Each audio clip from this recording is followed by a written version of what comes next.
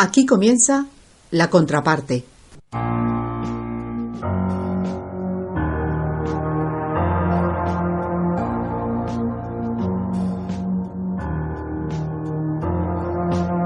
Yo no camelo perfumes de Nina Ricci, sin más del libro de la Silvia Federici. Será mejor que traten mejor esas bichis, no sea que de repente me escuchen y se compinchen. Os lo tengo dicho, os lo dejo hecho al punto. La teoría King Kong no apunta, facilito tronco. Deja de poner impedimentos, deja de ser un experimento. Déjame ser otra cosa que no sea un cuerpo. Deja de follarme con los ojos ya de paso, cuando paso por la calle sola en todo momento, porque me cago en todo.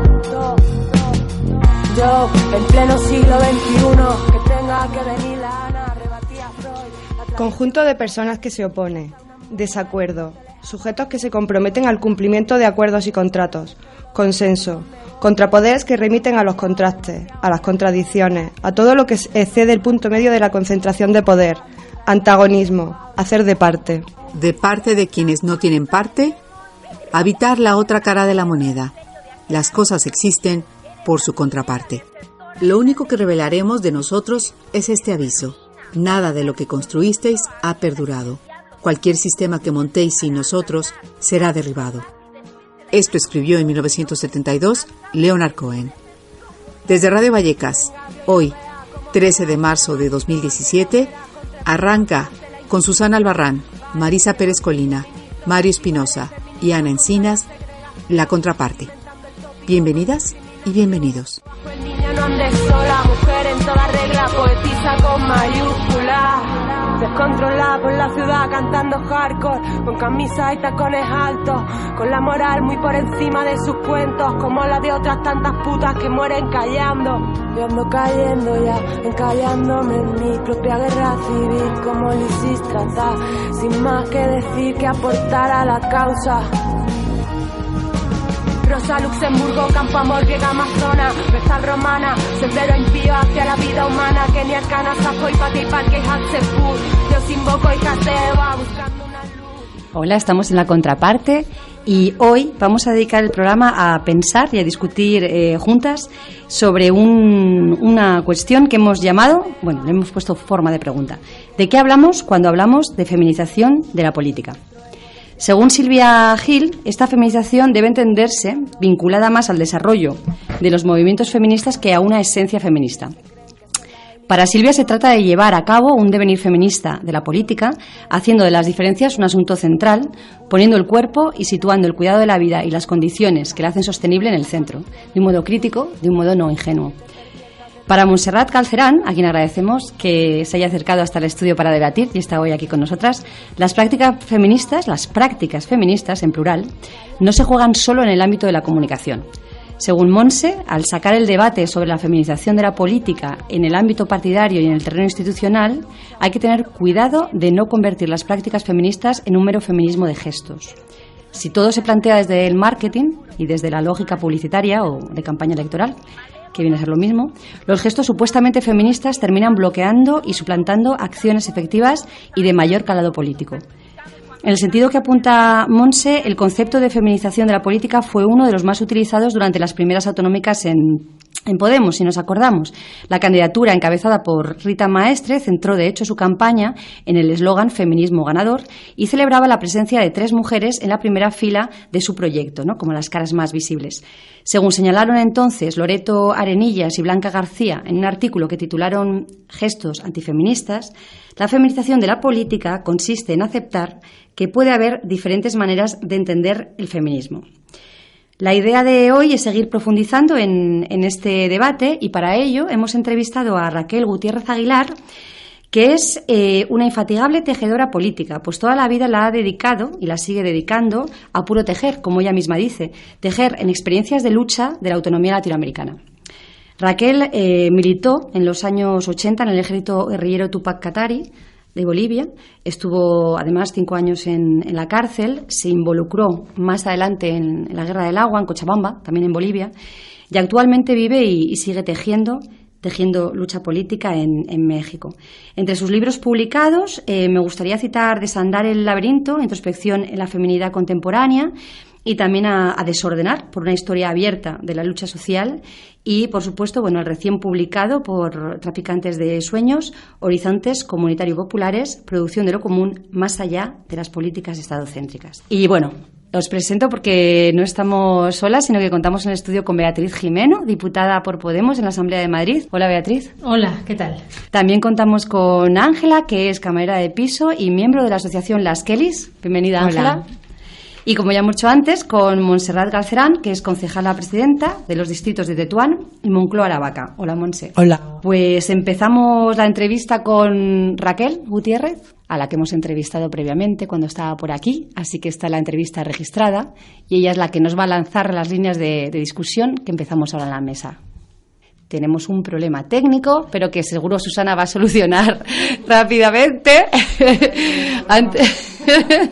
Porque hoy estamos de estreno en La Contraparte. Es nuestro primer programa y si queréis nos adelantamos a Raquel, porque la idea era que Raquel Gutiérrez, como le hemos hecho una entrevista con grabadora, lanzara un poco las preguntas, pero si queréis las podemos lanzar desde aquí. La primera pregunta que le hicimos es en realidad la más sencilla, que es ¿qué entendéis vosotras por feminización de la política? ¿Enter Raquel? Mira, Raquel. Hay del otro lado del Atlántico, pues hay una potencia extraordinaria en lo que está presentándose en el espacio público como la lucha de una gama ultra amplia de mujeres contra todo tipo de violencias machistas, o contra la violencia de género, o contra toda esta violencia. Y hay algunas que están empezando a plantear esta idea que a mí me gusta mucho de un continuum de violencia. Es decir, de estar haciéndose cargo de no solo la violencia machista que se ejerce al interior de la pareja, que es una de las cosas que hay y que es un porcentaje alto de los feminicidios, por ejemplo, para hablar de cosas muy brutales, ocurren allí. También hay una violencia estructural de la precarización, de la negación de acciones mínimas, o sea, de garantías mínimas para la sostenibilidad de la vida, totalmente amenazadas una y otra vez por decisiones políticas y por decisiones de orden económico. Es decir, esta especie de mantra de la productividad, esta especie de mantra. Lo productivo es bueno, está totalmente asociado. Lo productivo es criminal. Ajá. El productivismo es asesino. El productivismo nos tiene como nos tiene. En fin, esa es una violencia brutal, estructural, económica, política. Hay también una violencia muy bárbara en términos de cómo se organiza la vida institucional. ¿Quién tiene derecho a qué? ¿Quién tiene la prerrogativa de la voz? La explicación de quién es la adecuada, etcétera. Es decir, hay un continuum de violencias cuya presentación más trágica es el feminicidio, porque es la que ya canceló una vida de otra hermana. Pero cuando eso pasa, es que se han atravesado y que se han, digámoslo así, como condensado en esa acción de muerte,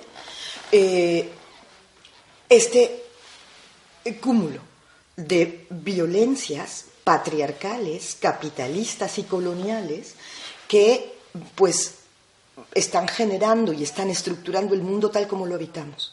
Y ahí ya no queremos estar. Y ahí ya no queremos estar. Y queremos empezar. Bueno, ha habido muchas antes que nosotros y muchos también que han tratado de ponerlo en duda, de ponerlo en crisis. Pero hoy hay un nuevo momento. Hay un nuevo momento de mujeres generalmente muy jóvenes, muy enojadas, que ya esto que se llama actualmente en términos de los códigos, digamos, más periodísticos, etcétera, los millennials, ¿no? O sea, son personas que ya nacieron bajo pautas liberales y que ya están viviendo en sus cuerpos, pero claramente todo esto como estafa, y que están muy enojadas, y que entonces esa lucha tan fuerte que se está armando, por ejemplo, en América Latina, y acá también, pero allá es muy interesante cómo está surgiendo, y que trata de poner en crisis prácticamente todo, es decir, que no admite nada acomodado, que siente que todo debe de estar a discusión. Eso es algo muy interesante, porque es un movimiento muy nuevo. Yo con la única cosa que a veces un poquito lo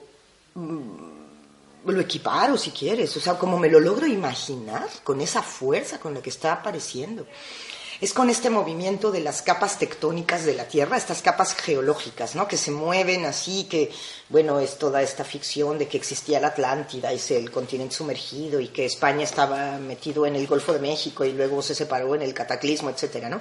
Yo siento algo como de esa índole en el orden social, digámoslo así, como que estuviéramos en la antesala de una especie de cimbramiento tectónico de la estructura social, que no sabemos qué va a pasar, y que parte de esta violencia tan brutal que se está volcando en múltiples planos, porque no solamente es el asesino feminicida, son también en muchos niveles, una violencia exasperada de la convivencia cotidiana en espacios mixtos, que se está volviendo totalmente ríspida y totalmente difícil, ¿no? Esto está ocurriendo en este momento en el cual la existencia de espacios de pares se está exhibiendo como una ficción.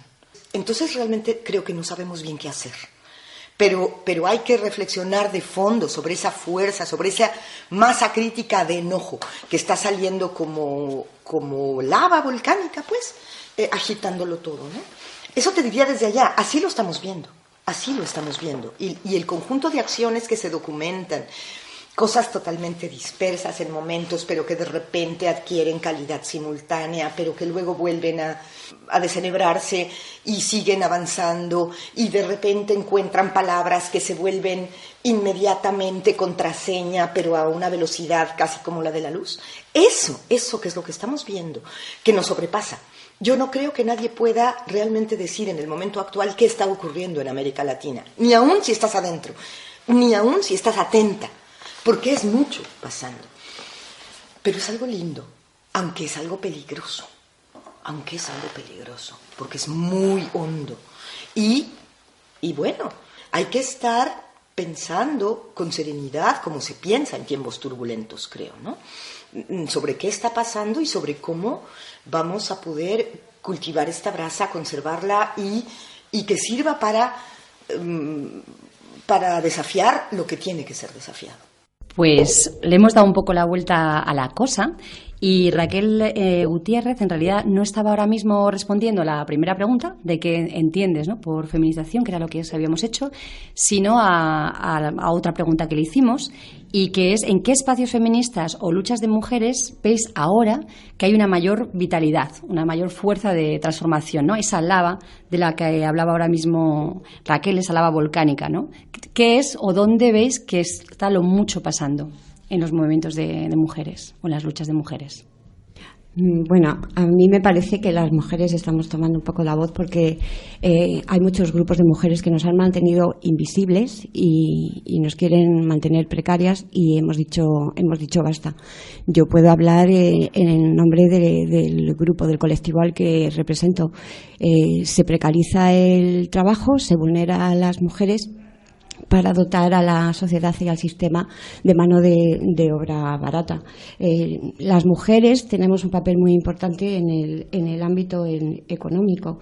Sin embargo, nos tienen reservados como unos puestos feminizados y precarios, y a mí me parece que cuando todo esto pasa y se concentra en las mujeres, se ve como más implícito, como si esa feminización de la pobreza y de todo lo que está ocurriendo, pues nada, pues somos las mujeres las que lo tenemos que aguantar y sacar adelante, y estamos viendo grupos de mujeres. Por ejemplo, nosotras nos hemos organizado en una asociación estatal y estamos pues plantándonos delante de las instituciones, delante de organismos, juntándonos entre nosotras, porque no nos hemos visto representadas ni por partidos políticos, ni por sindicatos, ni por patronales, y la sociedad ha ido avanzando. Nosotras estamos trabajando en el sector turístico, que lo llaman el motor de la economía, pero a nosotras nos llevan en tercera o en cuarta, y nos hemos plantado, no estamos dispuestas.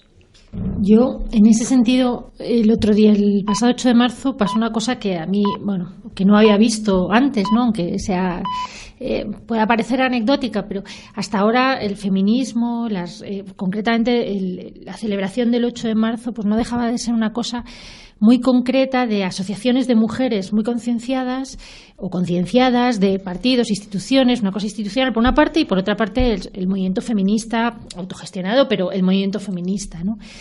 Y una cosa muy circunscrita en la cual bueno, pues se iba a la manifestación, que hasta este año era pequeña, o la del 7N y alguna otra del Tren de la Libertad fueron ya muy grandes, pero bueno, en el 8 de marzo y había así celebraciones pues institucionales. Y el otro día cuando se convocó al paro en la Asamblea de Madrid, que es lo que me pareció significativo, se unieron las limpiadoras. O sea que un poco lo que dice la compañera, sí que empieza a haber una conciencia de unir el feminismo con lo que nos pasa como trabajadoras, con nuestra precarización, con nuestros sueldos bajos, etcétera. Nosotras solo paramos las diputadas y las trabajadoras de Podemos, y ningún otro partido en principio se unió, y curiosamente de repente pues vimos como las limpiadoras de la Asamblea se unían y estuvieron con nosotras en esa media hora, ¿no? Y eso sin haber hecho antes un trabajo, simplemente se unieron, que evidentemente está muy bien, pero hasta el otro día hasta este año no había pasado algo así, ¿no?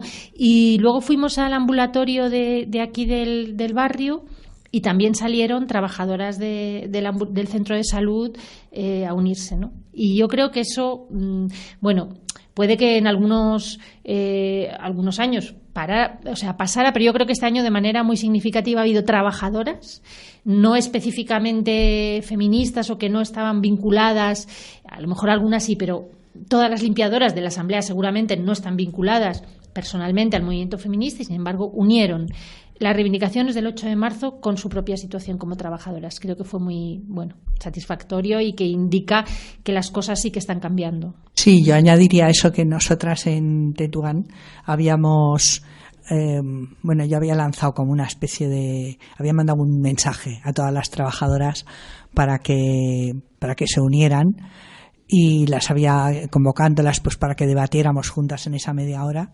La verdad es que fue un exitazo, porque salieron todas, un poco como tú dices, las trabajadoras, las limpiadoras, las POSI, las directivas, las jefas de negociado, y nos juntamos todas en la puerta de la Junta, estuvimos hablando sobre el tema. Entonces veías que que también hay opiniones muy distintas. Hay quien dice, pues yo no soy feminista, pero llevo toda la vida luchando por las mujeres. O quien dice, pues yo me siento feminista, pero no quiero que la lucha de feminismo pues incluya determinadas cosas. O sea, que yo creo que estamos ahí experimentando que realmente cada una interpreta eso que sería como un poco el marco común de las luchas feministas, desde su propia experiencia, desde lo propio que sufre. Y yo creo que lo que nos une a todas es que sufrimos tal cantidad de violencias sin sentido, porque esa sociedad es una sociedad terriblemente violenta, y esa violencia se desplaza sobre las personas más vulnerables, que sea por los salarios, por los tiempos de trabajo, por la falta de atenciones, por la violencia institucional que despiden las propias instituciones, por la condición de migrante. Es decir, siempre te toca algo. A lo mejor no todo, afortunadamente, porque imagínate, pero algo siempre te toca. Y entonces, a partir de esas experiencias que son singulares, pero que también son compartidas, yo creo que estamos logrando como hallar un punto de encuentro. Porque a mí me sorprendió también en la manifestación, no sé si lo vivisteis como yo, la cantidad de chicas jóvenes que había, y su acercamiento a los feminismos es parte de otras cuestiones, parte de el miedo ante la violencia en determinados espacios educativos, el miedo a qué es lo que me va a pasar cuando pues tenga más años en cuanto a la precarización del trabajo o las propias relaciones de pareja. O sea, hay ahí como un cierto temor de cómo me enfrento yo a la vida en unas condiciones tan precarias y tan duras. Y eso a mí me alegró, porque eran chicas jóvenes, pero con mucha claridad de que las afecta directamente a su propia vida y a sus propias posibilidades de futuro. Estás escuchando el programa La Contraparte. Qué bonito. Rebeca Lane. Ah. La furia. Ajá.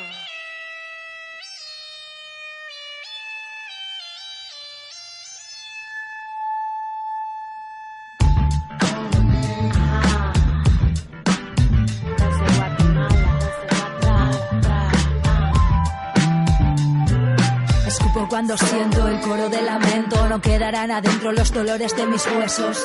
Universos paralelos, me voy lejos. Leo lento mis sueños más macabros para entender. Soy consciente y hace rato colocarlos me hace libre. No me paran los ayeres ni los antes. No me importa lo que digan quienes piensan que algo saben. Quien me quiera que toque la puerta suave de este fuerte. No importa si perdiste el norte. Hay mareas sanadoras y casas oliendo a muerte. Siempre en fuegos enemigos con cuchillos en los dientes. Me agarré fuerte a mi vientre y cogí aire, menos mal. La paz busca un sitio propio en este umbral. Con heridas aún abiertas compartiendo el caminar. Soy ave fénix, soy roca de manantial. Soy la furia, no hay caída que no pueda levantar. Soy lo que soy, orgullosa estoy. Ayer caí, pero mírame hoy. Soy lo que soy, orgullosa estoy. Ayer caí y la pena valió. Soy lo que soy, orgullosa estoy. Ayer caí, pero mírame hoy. Soy lo que soy, orgullosa estoy. Ayer caí y la pena valió.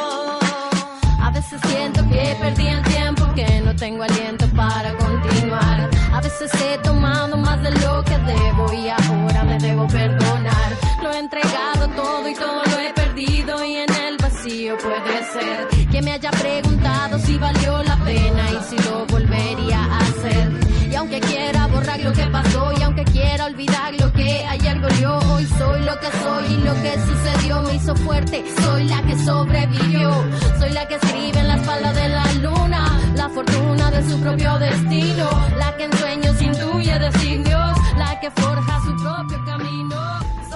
Pues seguimos en la contraparte, en Radio Vallecas, con el debate que no hemos hecho nada más que empezar. Y la segunda pregunta, que también le hicimos a Raquel Gutiérrez, y que es la siguiente.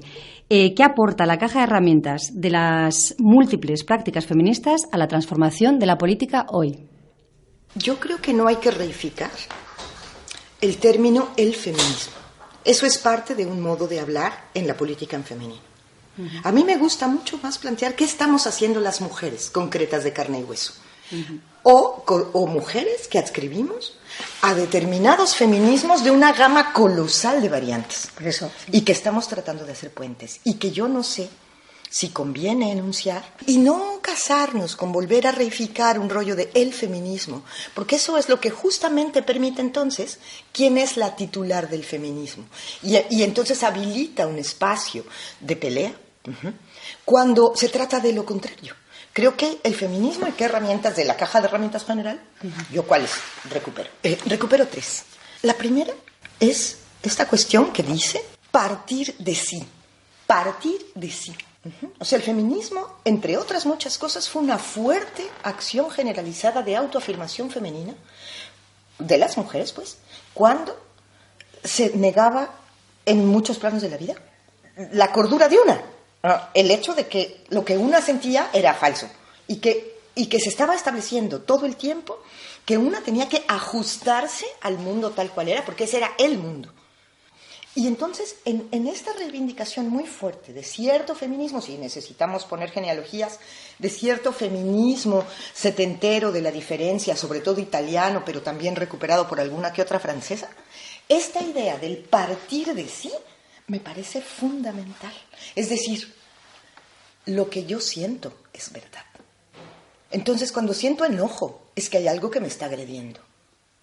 Cuando siento tristeza, es que hay algo que no marcha. Cuando siento alegría es que logramos algo. Es decir, tengo que recuperarme como persona y tengo que partir de mí para lanzar la voz. Y eso es un ejercicio que se hacía justamente entre la segunda cosa del feminismo, digamos, antiguo. Necesitamos compartir entre mujeres para intercambiar una y otra vez lo que sabemos del mundo, porque sabemos mucho del mundo y sabemos más de lo que creemos que sabemos. Es decir, hay muchas cosas que una, por cómo ha sido educada en una sociedad capitalista, patriarcal, ha aprendido a negar. Ha interiorizado un aprendizaje de negación de una parte de lo que una sabe. Ajá. Eso es lo que en parte también se comparte en los momentos fuertes del entre mujeres.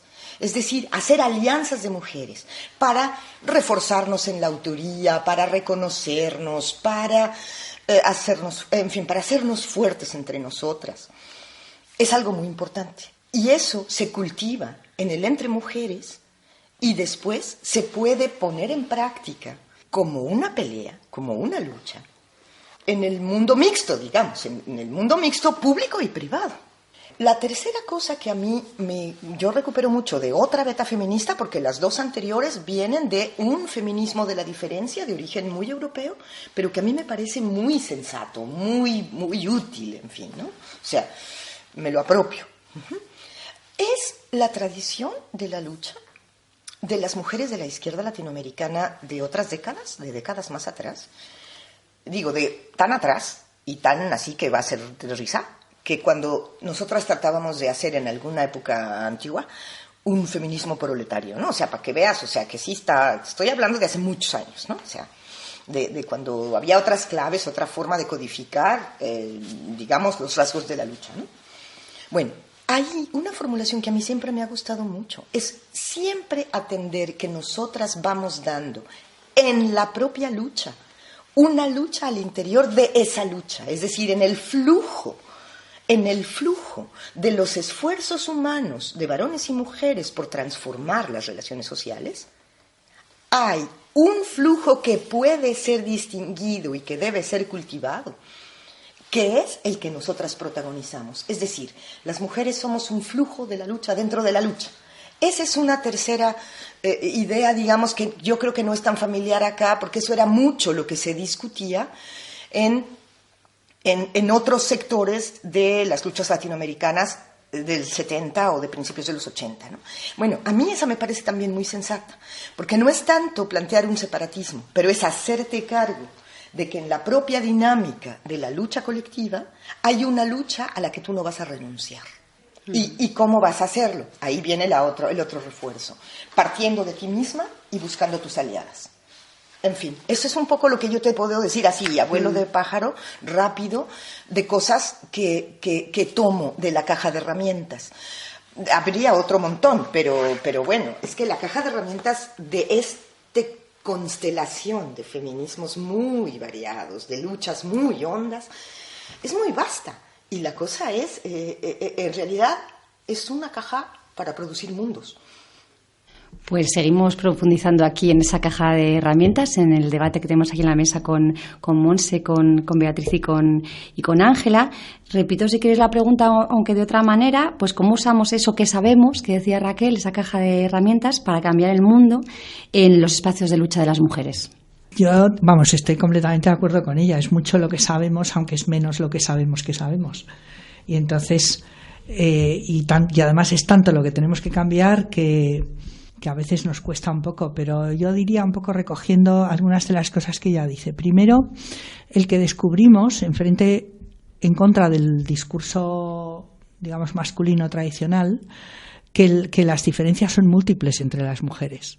Entonces, que no somos un colectivo homogéneo, que simplemente nos coincidimos en que todas las mujeres pensamos más o menos de la misma manera. No, antes decíamos, hay puntos comunes, pero somos muy distintas y estamos colocadas socialmente en espacios muy diferentes. Entonces, yo creo que ese respeto por las diferencias, por eso solemos hablar de feminismo, y no feminismo, es muy importante, porque a mí me gusta mucho una frase de una colega norteamericana en la cual ella dice: si no tienes en cuenta esas diferencias de un determinado colectivo que es heterogéneo, el discurso privilegia a las que están mejor situadas por encima de las que están peor situadas. Eso ocurre en el discurso de género, en el discurso de raza, en el discurso cultural, etcétera, etcétera. Siempre hay como el sector más situado que se apropia de estas luchas e invisibiliza a las que están en peor situación, porque tienen menos recursos, menos capacidad de visibilización, menos capacidad de incidencia. Entonces yo por eso creo que tenemos que ser muy respetuosas con ese punto.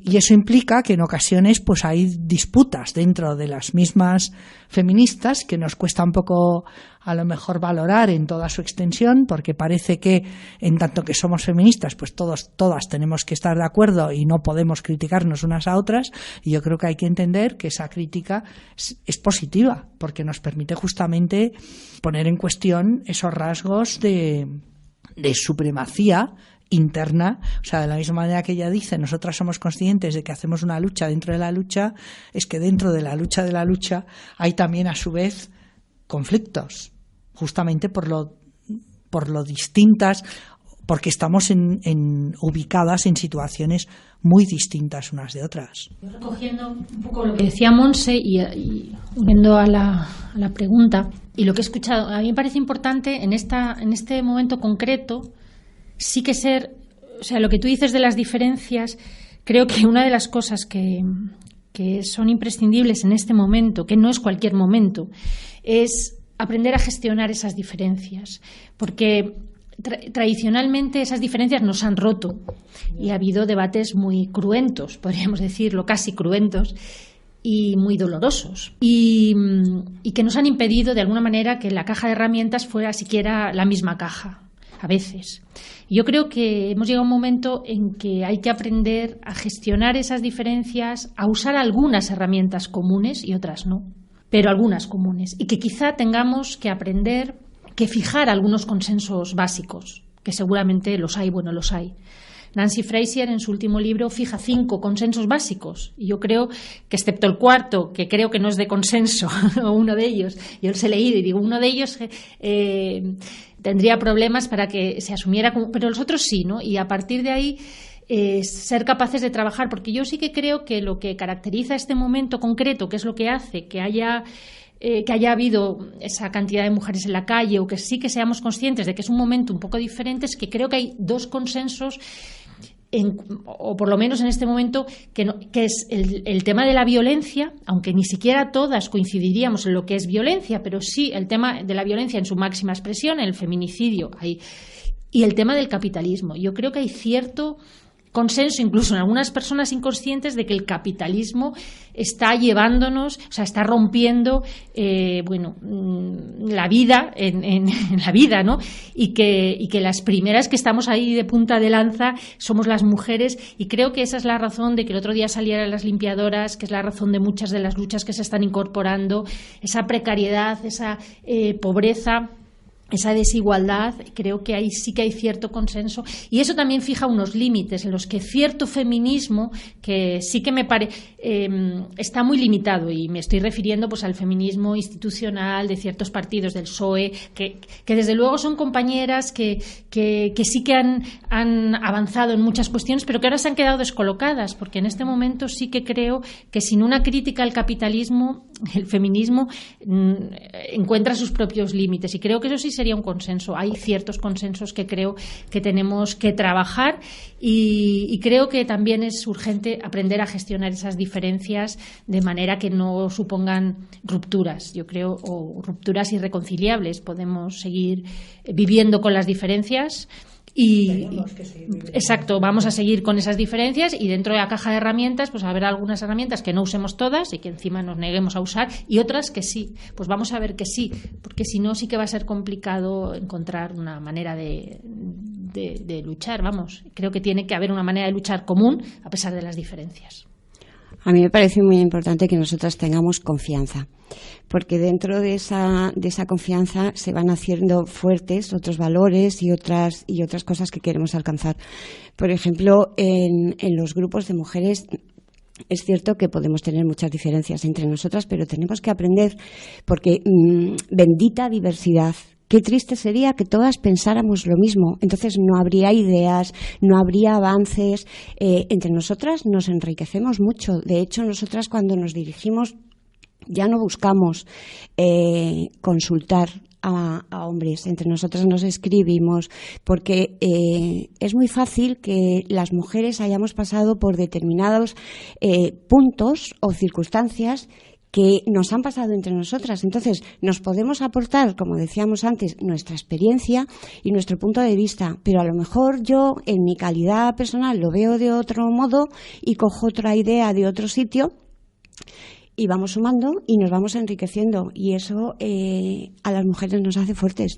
Por eso nosotras en las Kellys hemos llegado un poco más fuerte, porque somos mujeres que tienen un trabajo bajo en la pirámide, y era impensable que llegáramos hasta donde estamos llegando. Sí, confianza. ¡Qué alegría! Confianza. El discurso de la feminización de la política podría llevar quizá a visibilizar solo a un tipo de mujer que tiene unas características asignadas culturalmente, y me refiero sobre todo a que a las mujeres se nos identifique en el ámbito de lo político como seres amables, emocionales o sensibles, de lo que quizá luego se pueda sacar un rédito electoral o vender ese tipo de imagen. Sí, claro, eso se utiliza, nosotros lo estamos viendo a diario. A micrófono cerrado os contaba lo que ha hecho Susana Díaz una vez que ha anunciado su candidatura. Hace unos días, las camareras de pisos en los hoteles llevamos pidiendo nuestros derechos y defendiendo nuestras condiciones laborales, llevamos ya organizadas más de un año. Y justamente ahora se le ocurre a esta mujer darles un premio a una asociación que hay en Sevilla. ¡Qué estupendo que se lo haya dado! Pero no les ha permitido ni siquiera un minuto de explicación, ni de poder establecer sus reivindicaciones, ni porque están luchando y se están haciendo leyes que contradicen ese premio. O sea, que es totalmente contradictorio. Hablar en vez de, ¿no? O sea, en vez de dar la voz, representar. Sí. Yo es que no sé lo que es feminizar la política. Creo que me temo que sea uno de esos significantes vacíos que cada uno llena como quiere, y al final pues puede ser una cosa y su contraria. Por eso está muy en contra del término, que luego es un término que se impone, y antes lo comentábamos, ¿no? Que al final no puedes evitarlo, porque todo el mundo te pregunta o sea, ¿es partidaria? ¿Qué opinas de feminizar la política? Y tú diciendo, no, es que yo no creo que haya que feminizarla. Al final hablas de ello, ¿no? Habría que tener un debate previo sobre qué entendemos cada una por feminizar la política, y a lo mejor entendemos cosas completamente distintas. Incluso a mí no me gusta porque... O sea, feminizar la política simplemente, sin más, implicaría que hubiera muchas mujeres en política. Desde un punto de vista, pues sí, bien, yo creo que tiene que haber la mitad de mujeres en política y en todas partes. O sea, creo en la paridad, y creo que muchas mujeres en política es cierto que terminarán llevando sus preocupaciones, sus prácticas cotidianas, sus maneras de ser y de pensar, que pueden ser en algunos aspectos distintos. Pero en algunos aspectos distintos, en otros no, en algunos aspectos a lo mejor negativamente distintos. ¿Qué es feminizar? ¿Qué entendemos? Yo soy más bien partidaria de que hay que hacer políticas feministas, y muchas veces hablábamos de feministizar, pero es verdad que es complicado de decir, así que y que no va a triunfar feministizar la política también, pero es complicado. La palabra feminismo yo creo que tiene que estar en algún sitio para que podamos mínimamente, y ni siquiera ahí estaríamos todas de acuerdo de nuevo, pero por lo menos para que entendamos mínimamente de qué estamos hablando. Feminizar, bueno, pues... A mí me parece, hay una cosa que nos da pie a otro debate. Estamos diciendo que tiene que haber mujeres en la política. Perfecto. Tenemos una ministra de Trabajo que no está haciendo políticas para mujeres. Entonces, eso no es una garantía. Nosotros en los hoteles tenemos muchas directoras y muchos cargos empresariales que están haciendo políticas contra las mujeres a las que están contratando. Lógicamente, entonces, es que eso, pero es que para mí a mí tampoco me gusta el término. O sea, yo prefiero hablar de prácticas feministas, porque yo creo que el hecho de ser mujer biológicamente no garantiza absolutamente nada, y menos en una sociedad donde el discurso hegemónico es un discurso machista. Entonces es muy fácil que una mujer, biológicamente siendo mujer, e incluso a veces teniendo cierta concepción de que es importante hacer políticas que no discriminan a las mujeres, sin embargo no ponga en cuestión el propio sistema en el que está haciendo esas políticas, que entienda simplemente que basta con hacer políticas. O sea, o dicho de otra manera, que no ponga en cuestión los roles establecidos y que entonces se entienda que el feminismo consiste en que las mujeres tengamos los mismos privilegios que los varones. Y como eso es imposible, porque, claro, para que uno sea privilegiado, otro tiene que estar fastidiado, exactamente, pues entonces tropiezas con ese conflicto o analizas eso y te das cuenta de que los privilegios de unos descansan sobre las cargas de otras. Y, por tanto, hacer una política feminista tiene que ser, como mínimo, tener muy claro eso, que es una política que no puede conceder privilegios a un sector social. ¿Esto qué ocurre? Que va directamente contra el patriarcado y directamente contra el capitalismo patriarcal, que es el que vivimos. Y ahí entramos ya en la pelea. Porque por alguna razón decimos que la revolución será feminista o no será. Es que tiene que serlo por necesidad. Porque vivimos en un sistema que está basado en la explotación de las vidas de las mujeres, de nuestra fuerza, de nuestro trabajo, de nuestra aportación al vivir común. Si eso no se pone en el centro de la cuestión, pues claro, simplemente dices, es que queremos ser iguales que los varones. Vale, pues muy bien, hasta ahí podríamos decir, ok, pero ¿y luego qué pasa? Porque la vida de los varones no contempla en absoluto ni las tareas de corresponsabilidad, ni las tareas de igualdad de salarios, ni las tareas de control del ambiente. Entonces, te encuentras con un cuello de botella, desde mi punto de vista, y eso hay que plantearlo sobre la mesa. O sea, yo creo que un feminismo simplemente de la igualdad se queda demasiado corto, porque hay que poner en cuestión los roles masculinos, que son roles depredadores en muchos casos. No porque sean masculinos son depredadores, es que va todo junto. Y eso hay que ponerlo en cuestión. Estás escuchando La Contraparte.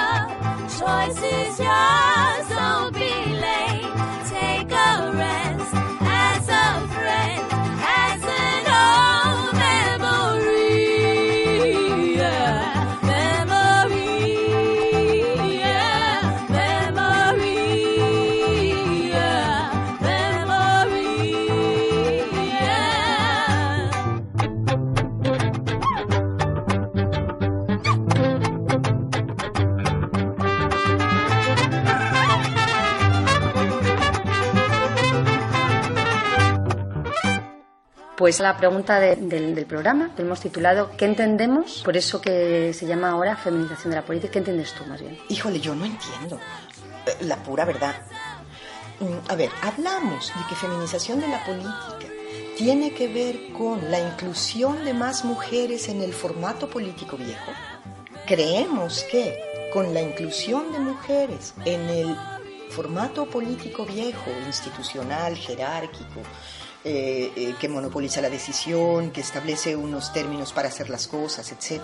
La mera presencia de las mujeres va a significar un cambio en el modo de hacer. Es decir, estaríamos apostando a una capacidad de las mujeres para erosionar viejas prácticas que van estableciendo sobre todo estas jerarquías, sobre todo estos límites a lo que es posible. ¿Es eso de lo que estamos hablando? O sea, no lo sé. De veras no es mi código, pues, esto de la feminización de la política, ¿no? Lo que yo he visto, y que sí se está hablando mucho en muchos lugares de América Latina sobre todo, es cómo hay una superpresencia de mujeres en un conjunto muy variopinto, muy heterogéneo, muy potente de luchas locales. Entonces, pareciera como si fueran las mujeres las que no están dispuestas a seguir haciendo de alguna manera como pactos o componendas con cosas muy agresivas. En América Latina, en muchos lugares, pero sobre todo en México, estamos viviendo un momento de, como le dice una colega, de extractivismo ampliado. ¿sí? Entonces, es toda esta amenaza extractivista que está drenando los recursos naturales, la riqueza natural, pero también está deshabilitando un montón de capacidades políticas locales. Entonces, ahí, por lo general, ha empezado a ocurrir que son las compañeras, que somos nosotras, las que en algún momento nos levantamos a establecer un límite, un veto, digamos, a eso que está pasando. Y esa acción extraordinaria, digamos, de las mujeres, reorganiza las cosas y abre un tiempo nuevo.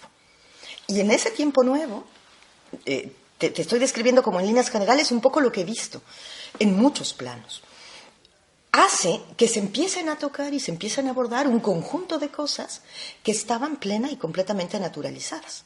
Y entonces eso sí va erosionando formas políticas, digamos, y va armando otras cosas. Entonces, por eso, a mí el término feminización de la política no me alcanza, porque lo que siento es que hay una transformación de la política y de lo político que está siendo empujada por un conjunto de mujeres, básicamente, en condiciones de gran adversidad y con mucha dificultad, porque se están presentando lógicas muy contradictorias, que una y otra vez inhiben el despliegue de lo que sería posible que hicieran mujeres que se reúnen, se juntan y lanzan lo que quieren, pues lanzan su deseo individual, colectivo, articulado, de frenar algo que las degrada, de establecer un límite a algo que las niega, en fin. Pero, sin embargo, a nivel, digamos, estructural, histórico, sigue habiendo un conjunto de usos y costumbres de la modernidad capitalista, que son el modo normalizado en el que hacemos las cosas, que inhiben, que capturan, que limitan estas capacidades. Entonces, digamos que habemos algunas que estamos tratando más bien allá en América de pensar en algo que le decimos política en femenino, ¿no? Hay un gran debate sobre esta cuestión de mantener a la vista una dualidad masculino-femenino, pero en particular eso es mucho algo que han aportado los pueblos indígenas muy variados, que están insistentemente proponiendo que tenemos que tener posturas al menos duales, o sea, no me estoy comprometiendo con un dualismo, ¿sí? Estoy tratando de poner en discusión, porque ellas también lo van tratando de hacer, un binarismo excluyente, ¿no?, que fija las cosas, pero al mismo tiempo no colapsarlo en un uno, en un gran uno, que es el lugar universal afirmativo desde el cual, por ejemplo, habla el Estado, desde el cual habla el capital, que es un lugar abstracto, y abrir estas posibilidades de enunciación particulares. Entonces, ¿qué relatos hay allí? ¿Qué tipos de enunciación? ¿Qué gramática hay allí? Esa es un poco la pregunta. Y tampoco sabemos la respuesta, pero al menos la pregunta le hemos dado una vuelta, ¿no? Vamos a retomar la pregunta que le hacíamos a Raquel sobre qué entiende por feminización de la política, y como esto es una cuestión que ya ha salido a lo largo del debate, nos gustaría puntualizar un poquito más, y entonces os pregunto, desde vuestra posición, desde la que mantenéis cada una, ¿pensáis que es prioritario favorecer los procedimientos de discriminación positiva hacia la mujer, tipo cuotas, sistemas de cremallera, o pensáis que es más importante poner el acento en no obstaculizar o incluso en impulsar la creación de espacios autónomos de organización de mujeres y feministas? Ahí lo dejo, Monse, tú tenías ganas de hablar. Sí, no, yo es que quería introducir un poco el tema sobre la relación entre sexo-género, entre otras cosas porque está tan de moda últimamente con todo el famoso tema del autobús de Hazte Oír, ¿no? Entonces, claro, llevamos muchos años trabajando sobre la diferencia entre rasgos biológicos y rasgos culturales, o sea, lo que es los rasgos biológicos ligados al sexo de las personas o que constituyen el sexo de las personas, y los rasgos genéricos en cuanto a roles, papeles y tal y cual. Eso es algo que en la literatura feminista pues lleva muchos años trabajándose. Y un poco a mí lo que me parece importante es destacar primero que los biologicismos nunca nos han ayudado, porque han sido un elemento clave de la discriminación y la inferiorización de las mujeres. Que por tanto esa cosa de que es que hay una ideología de género que parece que los rasgos de género se construyen sobre la nada, pues es una cosa, un invento de algunas personas, pero que es absolutamente desproporcionado, porque nunca hemos dicho semejante cosa. Justamente la construcción de la identidad personal, y por eso a veces se producen trastornos y problemas, intenta enlazar rasgos biológicos con rasgos culturales, con todas las dificultades que eso tiene, porque en una sociedad patriarcal es que justamente aceptar los rasgos biológicos implica aceptar los rasgos culturales y por tanto aceptar la situación de dominación, y eso produce muchos problemas a la hora de construir la identidad personal de la identidad subjetiva de las personas. Entonces a mí me parece que con todo el debate que eso tiene, porque es un campo de conflictos absolutamente lleno de trampas, pero que no se puede simplemente acusarnos de que es que las feministas no tenemos en cuenta los rasgos biológicos. Por supuesto que los tenemos en cuenta. Lo que nos negamos a que construyan o a que determinen conductas sociales haciéndolas pasar por naturales y biológicas y que a su vez nos obliguen a aceptar sin más esa supeditación. Yo lo plantearía aquí porque también hablábamos, ¿no? Se puede leer desde el otro lado. Todo el tema de la maternidad y tal y cual parecería que sería como una especie de consecuencia natural del hecho de que nosotras parimos. Pues no. Claro, pero ahí entraríamos. Es un tema que me interesa muchísimo porque estoy trabajando en la maternidad y sí que ahí es otro debate dentro del feminismo, porque claro, me estoy encontrando, hay un revival, por llamarlo así, de la diferencia en el sentido más biologicista, positivamente connotada. Cuando estamos hablando de los cuidados, antes hablábamos de la feminización, y otra de las palabras que se han impuesto y que todos usamos es cuidados, poner la vida en el centro, y todo entendida así de una manera aséptica, todo el mundo la entiende y estamos de acuerdo, pero claro, muchas veces el tema de los cuidados se une a feminización, no hay manera, a algo intrínsecamente de lo que nosotras nos tenemos que ocupar, para lo que estamos más dotadas, por algún misterio que nos importa más, etcétera, etcétera. Y yo creo que ese es un debate muy resbaladizo, porque yo estoy totalmente de acuerdo contigo. Los biologicismos, aunque son consoladores en un aspecto, tienen un aspecto consolador y un aspecto en el cual puedes pensar que desde ahí te vas a fortalecer, la verdad, connotándolos muy positivamente, diciendo, bueno, es que somos mejores, vamos a cambiar el mundo porque somos. Yo creo que al final nunca nos han ayudado, porque y desde ahí muchas veces nos conduce a la impotencia política. Creo que yo es que no soy nada biologicista y creo que aunque, bueno, como decíamos también antes en el debate, somos no sé cuántos 1.000 millones de mujeres, evidentemente las diferencias son enormes, pero sí creo que lo mismo que hablábamos de feminizar la política, tendríamos que dedicar un día a hablar qué entendemos por cuidado, porque yo lo entiendo en un sentido puramente político.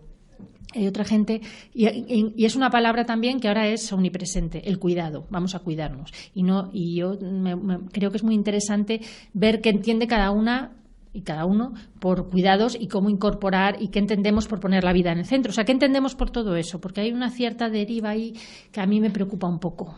Sí, yo quitaría ahí todo el rasgo de ser romántico del cuidado, porque el romanticismo es otra. Si los biologicismos han sido nefastos, el romanticismo ha sido todavía peor. Entonces sería muy crítica con esa cuestión. Yo quiero que las mujeres tenemos los mismos derechos que tienen los hombres, y tenemos que dejar claro que esos derechos son nuestros y no se van a mendigar ni se van a perder, ni, por ejemplo, tú has mencionado el tema de la igualdad. Pues ya está, si hay que crear espacios, que se creen espacios igualitarios. Yo me pregunto, en el sector nuestro, ¿por qué se están externalizando los trabajos que estamos haciendo las mujeres? Entonces, eso es una pregunta que me responda alguien. A ver, ¿por qué en un centro de trabajo hay tantos hombres trabajando, hay tantas mujeres y se externaliza y se precariza a las mujeres? No me parece justo. Y no a los hombres. Y no a los hombres. No, en los hoteles el 30% de las plantillas de los hoteles somos el departamento de pisos, somos las mujeres, y justamente nos han externalizado ahí, y esa externalización nos ha bajado el sueldo el 40% y nos ha precarizado las condiciones hasta unos puntos que son tercermundistas. Entonces, somos mujeres y somos el 30% en los hoteles, no hay razón de ser para que esas medidas se apliquen y que nos las condecoran y nos las ponen como una medalla. Pues no, señor, no estamos conformes y vamos a luchar contra eso. Muy bien. Está claro, como dice Ángela, es que la feminización de la pobreza sí que no tiene vuelta de hoja.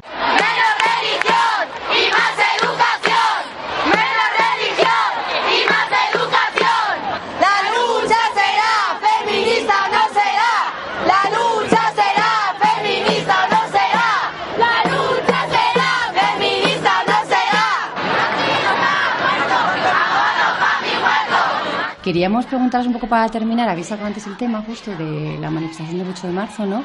Lo masiva que ha sido, la presencia de gente de tantísimas edades, también de hombres. Ha habido muchísima polémica también en las redes sociales, ¿no? Muchísima discusión, que siempre es buena, de que si es bueno, es positivo, dice algo de justamente de que estamos ganando batallas desde el feminismo, el que haya tantos hombres en la manifestación, y quería saber qué os parece a vosotras. ¿O qué pensáis, qué papel deberían tener nuestros compañeros, deberían tener los hombres, ¿no? En estas luchas, ¿no? por demoler, ¿no? Las fronteras jerárquicas que va construyendo el patriarcado? ¿Deberían ir a la mani? ¿No? ¿Qué deberían hacer en la huelga? ¿Deberían hacer el paro? ¿Quedarse en casa haciendo las cosas que habitualmente hacen las mujeres?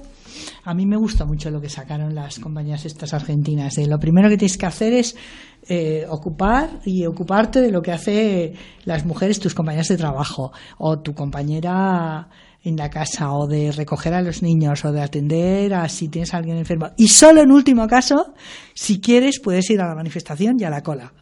Yo creo que también es una discusión clásica dentro del feminismo. Yo creo que es evidente que sin la participación activa de los hombres esto no se va a conseguir, pero creo que su participación tiene que ser, para empezar, preguntarse a sí mismos. O sea, ellos tienen que empezar como empezamos nosotras hace 60 años. Es decir, cuando nosotras empezábamos a reunirnos y a hablar entre nosotras y a poner en común nuestros problemas para ver que eran comunes, que lo que le pasaba a una en su casa le pasaba a la otra. Bueno, nosotras ya hemos superado eso, pero ellos tienen todavía que hacerlo. Tienen que cuestionarse su propio rol, su propia masculinidad. Tienen mucho que hablar entre ellos y tienen mucho que indagar sobre lo que significa ser un hombre en esta sociedad. Claro que tienen que estar en esta lucha, como nosotras estamos en cualquier lucha, pero desde esa posición, primero de autoexploración, que creo que tienen que hacer, porque esto del machismo, el feminismo y tal, es una incardinación, ¿no? del dominio y por tanto uno tiene que preguntarse, no es algo externo, pero es una construcción de la subjetividad, y en ese sentido tienen mucho que preguntarse, ¿no? Y luego tienen todavía, aunque tienen que todavía que aprender a escuchar. O sea, ellos no pueden venir con sus teorías, muchas ciertas y otras no. Quiero decir, cuando se unen a un movimiento que lleva estudiando, haciéndose preguntas, contestándolas, luchando, creando espacios, prácticas, teorías, pues lo primero que tienes que hacer es estudiar, escuchar, leer. O sea, es que el feminismo está en marcha, no lo vamos a... Leer y practicar, Claro. Porque si lees y no practicas, porque está muy bien que nos vayamos juntos a las manifestaciones, pero si luego volvemos a casa y resulta que somos nosotras las que tenemos que hacer la cena o ponernos a bañar a los niños porque hemos estado juntitos y bien avenidos, pero ay chica, yo vengo muy cansado y me voy a sentar a ver el partido. Pues no. Entonces, el Manolo. Sí. De todas las manifestaciones. Y la presencia también, yo creo que inusual, de mujeres tan jóvenes, tan realmente quinceañeras, también es algo que yo no había visto hasta ahora de manera tan masiva en el 8 de marzo. ¿Esto cómo lo veis también? Que iban con sus novios de la mano, pero chicas de 16 años, con muchísima fuerza, con unas pancartas bastante punkis, con muchísimas ganas de dar la batalla, digamos. Yo creo que es muy importante. El machismo en los adolescentes es brutal. Ha habido un retroceso, yo lo sé porque mis dos hermanos son profesores de instituto y tengo muchos compañeros que lo son. El retroceso que ha habido, y además se viene denunciando en esta cuestión en los últimos 20 años o 10, pero 20, ha sido muy fuerte. En los institutos ahora se ven actitudes por parte de los chicos y a veces de las chicas que no se veían desde luego cuando yo era joven, y yo creo que ahora estamos saliendo de eso. O sea, ha habido un enorme retroceso en los institutos entre los jóvenes. Hay muchísimo machismo, un machismo además muy poco visibilizado, porque parece ese sector de niños, niñas o adolescentes de 15, 16 no estamos fijándonos mucho. Ahí se están reproduciendo un machismo muy muy rancio y muy peligroso y que creíamos superado en otros espacios y que a lo mejor está incluso superado en otros espacios. Y yo creo que lo que ha pasado con estas chicas y estos chicos es que también ha habido una reacción a ese machismo, porque se ha denunciado, porque porque ha empezado a visibilizarse. Y yo creo que esas chicas y estos chicos, y sobre todo ellas, sí que han empezado a ser conscientes de que hay un machismo insoportable en ese sector, en los institutos, en los colegios, y bueno, me parece que es el principio de empezar a visibilizar que estaba habiendo un retroceso muy grande. Yo creo que se puede ver así. Yo quiero hacer un apunte, me imagino que lo habéis visto, el monólogo de Pamela Palenciano. Pamela Palenciano está haciendo un trabajo estupendo en los institutos y se está encontrando muchas veces con comentarios de profesores que después de su monólogo, ella lo comenta, le tumban todo el mensaje del monólogo. Entonces, yo quería saludar a Pamela desde aquí y que iniciativas como esa son muy importantes en los institutos y en la educación. Pues saludamos a Paloma y terminamos ya con, si quieres decir alguna cosa, Monse, porque nos están diciendo desde los mandos que hay que cortar. Nada, absolutamente de acuerdo. Y un abrazo para Paloma. Pamela. Todo yo a rebautizarla. Bueno, pues en realidad queremos dar las gracias a quienes han venido y nos han acompañado aquí en el estudio, a Monse, a Beatriz y también a Ángela. Y bueno, decirles que el primer programa de Contraparte llega hasta aquí, pero va a estar todos los lunes de las 2 a las 3 de la tarde aquí en la frecuencia de Radio Vallecas, 107.5 de la FM, y prontito nada más acabe el programa y lo subiremos a un sitio en donde pueda después ser escuchado.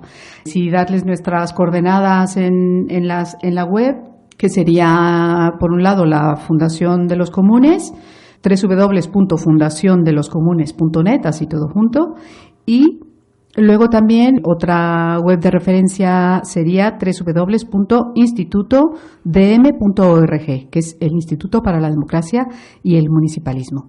También en las redes estamos y estaremos presentes, y ahí por ahí también daremos bola al programa que vayamos a hacer y a grabar los días lunes de ahora en adelante. Ya como último un anuncio, porque justamente hay un foro del Instituto para la Democracia y el Municipalismo que sería este jueves a las 7 de la tarde en la librería Traficantes de Sueños, y es justamente de qué hablamos cuando hablamos de feminización de la política. Y contaremos igualmente con las compañeras que hoy no pudieron estar en el teléfono, pero también las considerábamos para el debate, Territorio Doméstico. Y Monse también estará presente en el foro, y también Raquel Gutiérrez, que ya es de sus últimas presentaciones también aquí en esta gira que lleva en España. Así que eso, recordar, jueves a las 7 de la tarde en la librería Traficantes de Sueños.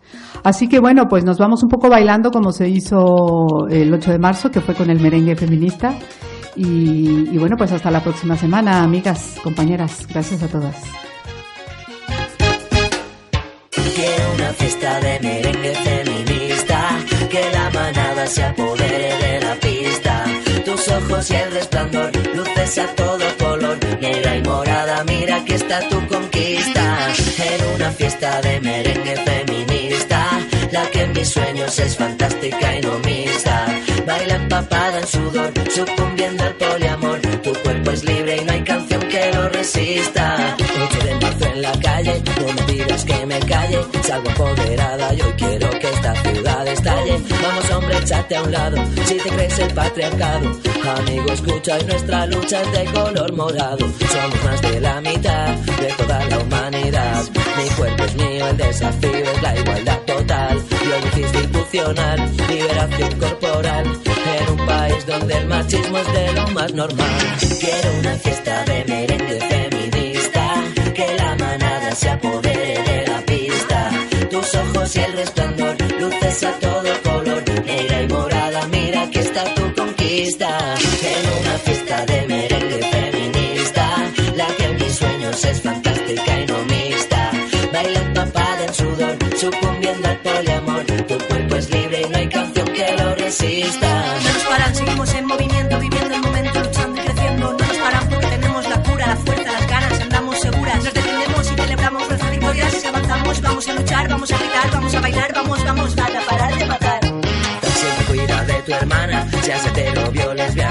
Hoy deja que tu marido se haga solo la cama y que hoy nos eche la siesta y vámonos de protesta. Amor en sororidad, autodefensa y de fiesta. Fiesta, fiesta. Para parar de matar. Quiero una fiesta de merengue feminista, que la manada se apodere de la pista. Tus ojos y el resplandor, luces a todo color, negra y morada, mira aquí está tu conquista. En una fiesta de merengue feminista, la que en mis sueños es fantástica y no mixta. Baila empapada en sudor, sucumbiendo al poliamor. Tu cuerpo es libre y no hay canción que lo resista.